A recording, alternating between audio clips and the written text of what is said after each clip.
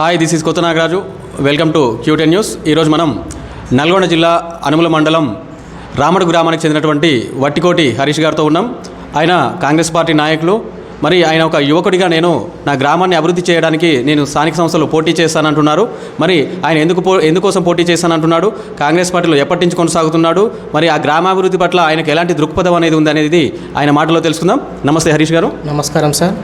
మీరు మొదటగా మీ కుటుంబ నేపథ్యం ఏంటి, మీరు ఎట్లా రాజకీయాల్లోకి వచ్చారు? మాది ఫస్ట్ కాంచి కూడా మాది వ్యవసాయ కుటుంబమే సార్. మాది మా తాత కానున్నైనా మా నాన్న కానున్నైనా నాకు 18 ఏళ్ళు వచ్చిన కాంచి అయినా కూడా నేను ఇక్కడ కాంగ్రెస్ పార్టీని కొనసాగుతున్నాను సార్. మా ఫ్యామిలీ మొత్తం కూడా ఫస్ట్ కాంచి కూడా కాంగ్రెస్. అంటే మొదటి నుంచి మీరు కాంగ్రెస్ పార్టీకి చెందిన కుటుంబమే? ఫస్ట్ నుంచి కూడా కాంగ్రెస్ పార్టీకి చెందిన కుటుంబమే సార్ మాది. రైట్. మరి మీ కుటుంబంలో గతంలో ఎవరైనా ఈ స్థానిక సంస్థల్లో కావచ్చు, మరి ఏ విషయంలో కావచ్చు పోటీ చేసిరా? లేదు సార్, ఇంతవరకు అయితే పోటీ అయితే చేయలేదు. ఇప్పుడు మేము చేద్దామని అనుకుంటున్నాము. నా గ్రామ అభివృద్ధి కోసం నేను పోటీ చేయాలనుకుంటున్నాను. ఓకే. మరి మీకు రాజకీయాలపై పూర్తి అవగాహన ఉంది అయితే? ఉంది సార్, నాకు రాజకీయాలపై పూర్తి అవగాహన ఉంది. మా రామడు గ్రామం గురించి కూడా పూర్తిగా అభివృద్ధి ఎట్లా చేయాలో అనేది కూడా నాకు అవగాహన ఉంది సార్. Okay, right. మరి మనం చూసినట్లయితే మన తెలంగాణ వచ్చిన తర్వాత 10 ఏళ్ళు వరుసగా మన రాష్ట్రాన్ని టీఆర్ఎస్ పార్టీ పాలించింది. సో కేసీఆర్ ముఖ్యమంత్రిగా ఉండి, సో ఈ 10 ఏళ్ల కాలంలో రాష్ట్రంలో ఎలాంటి డెవలప్మెంట్ జరిగింది సార్? ఈ 10 ఏళ్ల నుంచి అయితే కేసీఆర్ ఉన్న కాంచి అయితే డెవలప్మెంట్ ఎటువంటిది అయితే లేదు సార్. ఇంతవరకు కూడా అప్పుడు రైతు బంధు ఇచ్చిండు తప్ప మిగతాది ఏది లేదు సార్. మా కాంగ్రెస్ ప్రభుత్వం వచ్చినాక 10 ఏళ్ల నుండి ఇవ్వని రేషన్ కార్డ్స్ కూడా ఇప్పుడు మా ప్రభుత్వం ఇస్తుంది సార్. ఇంకోటి ఏంటంటే సన్న బియ్యం సార్. సన్న బియ్యం అప్పుడు టీఆర్ఎస్ ప్రభుత్వం ఉన్నప్పుడు దొడ్డు బియ్యం ఇచ్చేది, ఇప్పుడు సన్న బియ్యం ఇస్తున్నారు. ఇప్పుడు మా రేవంత్ రెడ్డి గారిని బాగా ప్రజలు కూడా బాగా మమేకం అవుతున్నారు సార్. అంటే సన్న బియ్యం పథకం వల్ల పేదోళ్ళకి న్యాయం జరుగుతుంది? న్యాయం జరుగుతుంది సార్. గత ప్రభుత్వానికి ఈ ప్రభుత్వానికి తేడా ఏం గమనించారు? గత ప్రభుత్వం ఏంటంటే డబుల్ బెడ్రూమ్లు ఇల్లు ఇస్తా అని ఇంతవరకు కూడా మా రామడు గ్రామంలో అయితే చూసుకున్నట్టయితే ఒక డబుల్ బెడ్రూమ్ ఇల్లు కూడా లేదు సార్. ఇంతవరకు అయితే ఒక డబుల్ బెడ్రూమ్ ఇవ్వలేదు. టీఆర్ఎస్ ప్రభుత్వం అయితే ఫెయిల్ అయింది సార్. ఓకే. మరి కాంగ్రెస్ పార్టీ 6 గ్యారెంటీల పేరు చెప్పి అధికారంలోకి వచ్చింది, అవునా? మరి ఈ 6 గ్యారెంటీలు ఏ మేరకు అమలు చేస్తుంది? ఇప్పుడు చూసుకున్నట్టయితే మనం లేడీస్ వాళ్ళకి ఉచిత బస్సు సార్, ఫ్రీ బస్. వాళ్ళు చాలా మంది కూడా రేవంత్ రెడ్డి గారు మేలు జరుగుతుంది మేలు జరుగుతుంది సార్. ఇంకోటి ఏంటంటే ఇందాక చెప్పా కదా సార్, రేషన్ కార్డు ప్రతి 10 సంవత్సరాల కింద ఇవ్వండి కూడా ఇప్పుడు మన కేసీఆర్ రేవంత్ రెడ్డి ఇస్తున్నాడు.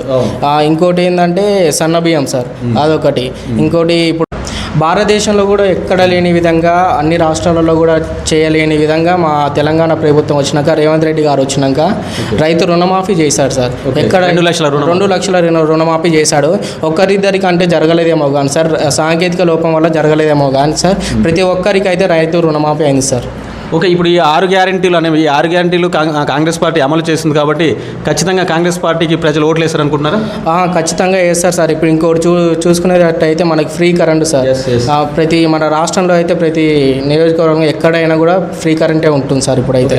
అంటే ఈ కాంగ్రెస్ పార్టీ అమలు చేసిన 6 గ్యారెంటీల వల్ల రేపు వచ్చే స్థానిక సంస్థల్లో కాంగ్రెస్ పార్టీ తరఫున పోటీ చేసే అభ్యర్థులకి మేలు జరుగుతుందంటారా? చాలా మేలు జరుగుతుంది సార్. ఇప్పుడు జరిగే స్థానిక సంస్థ ఎన్నికల్లో ప్రతి గ్రామం కూడా సర్పంచ్ కైవసం చేసుకుంటారు సార్. కాంగ్రెస్ పార్టీ ఖచ్చితంగా చేసుకుంటుంది సార్. ఈ 6 గ్యారెంటీ పథకాల వల్ల 100% చేసుకుంటుంది. సో స్థానిక సంస్థల ఎన్నికలు అంటే చాలా మంది పోటీ చేసే అవకాశం ఉంది ప్రతి విలేజ్లో కూడా.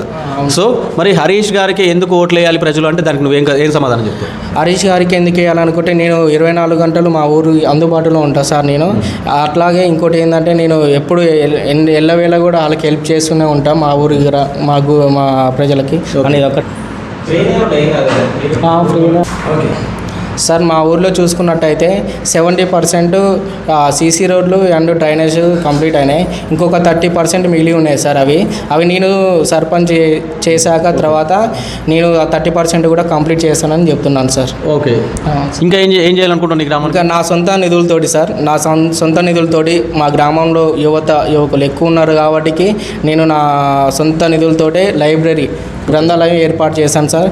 ఇంకోటి ఏంటంటే మా ఊర్లో తాగునీటి సమస్య, దానికోసం నేను ఒక ప్యూరిఫైడ్ వాటర్ ప్లాంట్ పెట్టాలని చూస్తున్నాను సార్. అంటే మీ సొంతంగా ఏర్పాటు చేస్తారా? సొంతంగానే సార్, నా సొంత నిధులతోటే ప్యూరిఫైడ్ వాటర్ ప్లాంట్ పెట్టిస్తా సార్.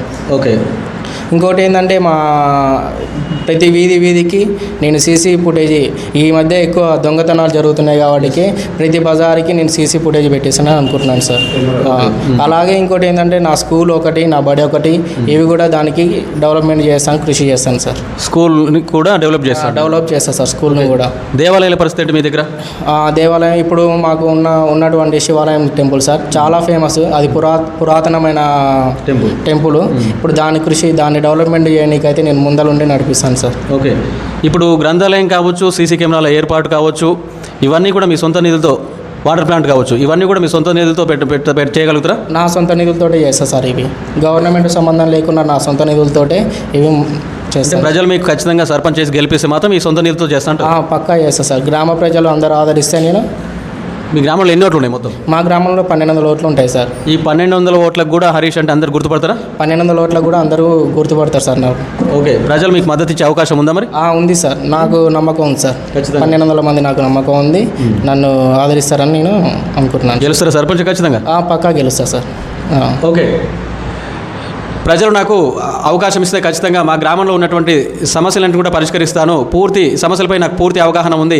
గ్రామంలో గ్రంథాలయం కావచ్చు, అదేవిధంగా వాటర్ ప్లాంట్ కావచ్చు, సీసీ ఫుటేజ్ కావచ్చు, సీసీ కెమెరాలు కావచ్చు, ఇవన్నీ కూడా నా సొంత నిధులతో ఏర్పాటు చేశాను. నాకు గ్రామం పట్ల, నా గ్రామ అభివృద్ధి లక్ష్యంగా పనిచేస్తాను.